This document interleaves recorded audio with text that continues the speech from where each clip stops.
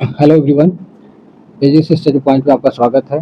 आज के इस वीडियो में हम न्यूटन के गति के नियम से संबंधित प्रश्न को देखेंगे और उन्हें सॉल्व करने का प्रयास करेंगे। ठीक है, जो आपके आने वाले परीक्षा के लिए काफ़ी महत्वपूर्ण है, तो मेरे साथ बने रहिए। चलिए देखते हैं। पहला क्वेश्चन, एक पुस्तक मेज पे पड़ी हुई है और वहीं पे स्थिर रहती है, तो ये किस नियम का उदाहरण है?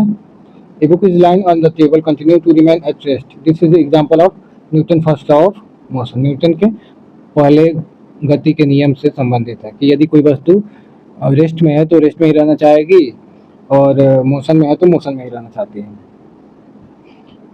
न्यूटन के दूसरे गति नियम के अनुसार किसी वस्तु पे कार्यरत बल सीधे किसके समानुपाती होता है?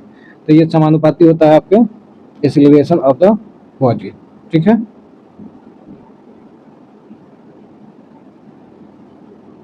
आगे बढ़ते हैं। जब बंदूक चलाई जाती है तो बंदूक पीछे की ओर धकेलती है। यह किस नियम से समझाया गया है? तो न्यूटन के थर्ड लॉ ऑफ मोशन से समझाया गया। ठीक है, कि गोली जितने तेजी से आगे निकलेगा, ठीक है, तो बंदूक का जो कवर होता है, मतलब वही खोखा जो होता है, वो उतना जोर से पीछे आपको धक्का देगा। यदि कोई वस्तु सीधी रेखा में समान वेग से चल रही है तो उस पर कोई बाह्य बल नहीं लग रहा है।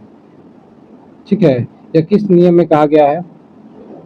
तो ये न्यूटन के फर्स्ट लॉ ऑफ मोशन से संबंधित है। ठीक है, चलिए पांचवा क्वेश्चन है कि यदि 2 kg द्रव्यमान की वस्तु पर 10 न्यूटन का बल लगाया जाए तो उसका त्वरण क्या होगा? तो फॉर्मूला क्या होता है? F बराबर m इंटू ए। ठीक है, तो फोर्स है आपका 10 न्यूटन और मास कितना है? 2 kg। तो एक्सीलरेशन निकलेगा कितना आ जाएगा? 5 मीटर पर सेकेंड स्क्वायर, यानी कि ऑप्शन नंबर सी सही है।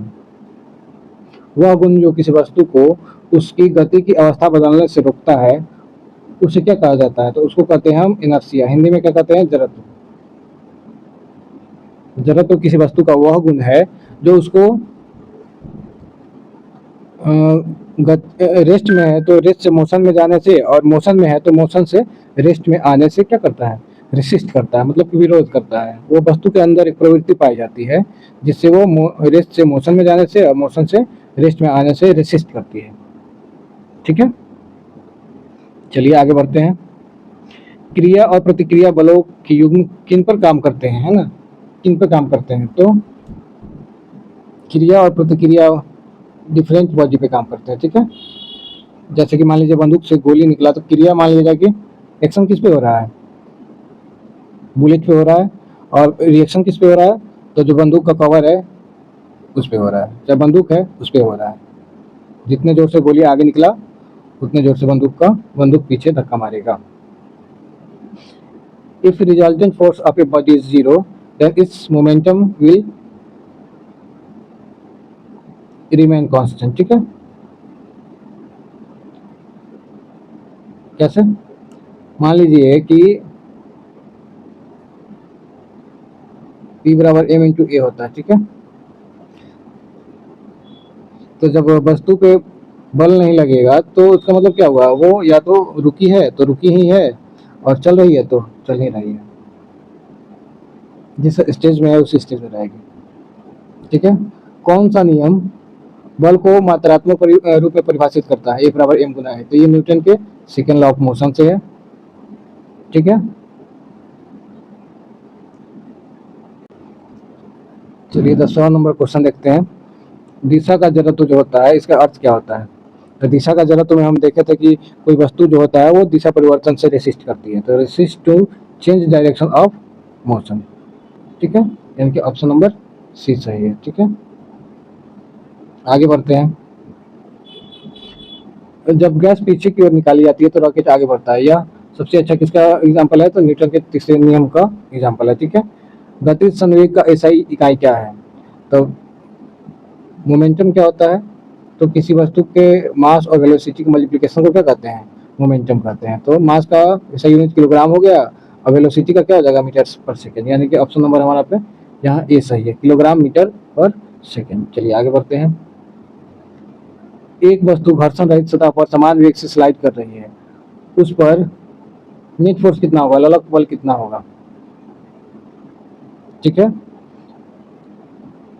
तो उस बल मान लीजिए कि जब वो मोशन में है तो वो सरकती जाएगी, जिस स्पीड से यूनिफॉर्म मोशन से है तो वो समान ही वेग से क्या होगा, सरकते जाएगी। जब घर्षण बल बिल्कुल जीरो होगा तो वहाँ पे वो रिजल्टेंट फोर्स क्या हो जाएगा, जीरो हो जाएगा। निम्नलिखित में से कौन सा बल का आयामी मान सही दर्शाता है?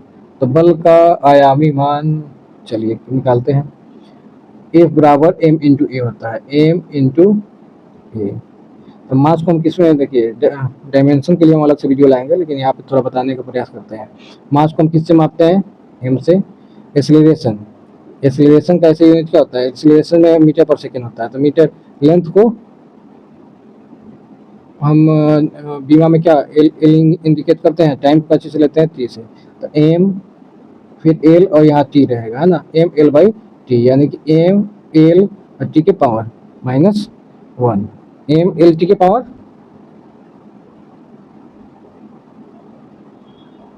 -1। नीचे भी तो 1 सेकेंड होता है ना, और यहाँ पे यानी टी के पावर यहाँ 2 होगा, माफ कीजिएगा,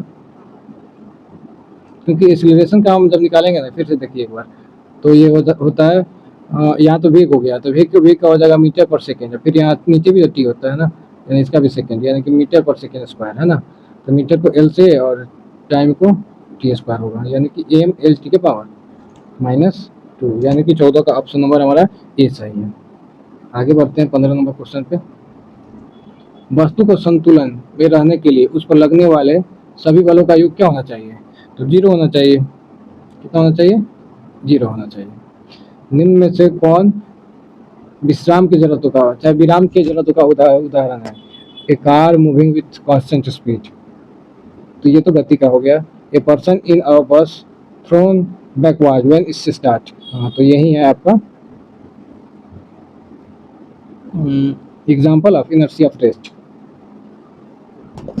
न्यूटन के तीसरे नियम के अनुसार क्रिया और प्रतिक्रिया बल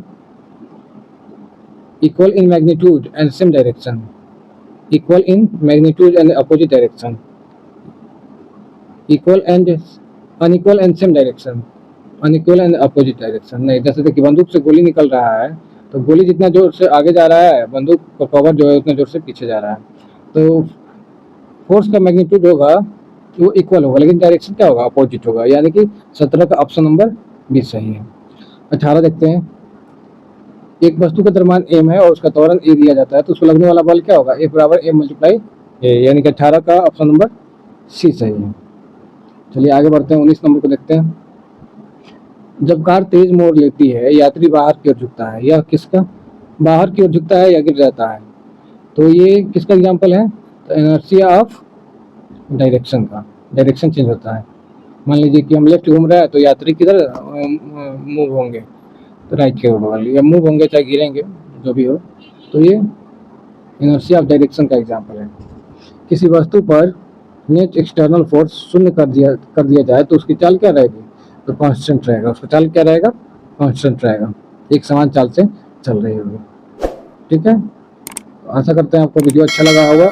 ऐसे ही वीडियो देखने के लिए मेरे चैनल को लाइक करें, शेयर करें, सब्सक्राइब करें। चलिए धन्यवाद।